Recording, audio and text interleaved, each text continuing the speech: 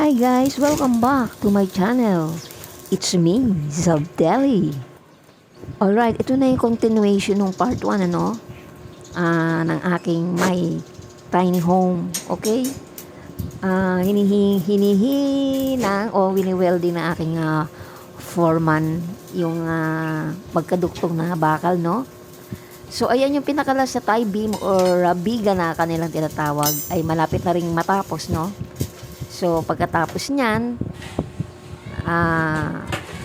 ang susunod nilang gagawin ay mag-flooring ng ground floor. Okay.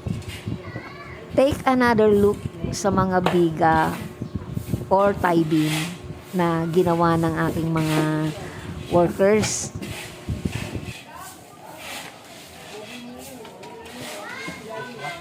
Alright, all in all, as of this time, kontento naman ako sa mga trabaho nila. So, natutuwa ako kasi medyo mabilis yung trabaho na ginawa nila, no? 15 days pa lang since na umpisahan naming itayo ito. Siyempre, hindi kasama yung underground. Siyempre, yung pinakailalim no, hinukay yun. Alright. Ang ginamit pa ng mga bakal dito, no, para matibay, yung 4 na 20 mm, tsaka 4 na 16 mm.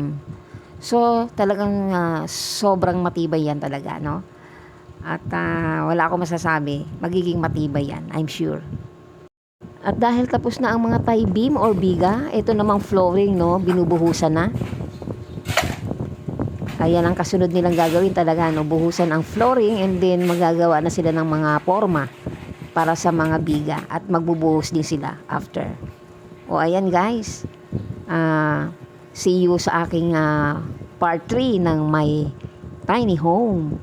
It's me, Zabdelli. Sana magkita-kita ulit tayo. Thank you sa panonood. Hope nag-enjoy kayo sa aking video, no? Sa part 2 ng aking my tiny home. And see you all in sa my part 3.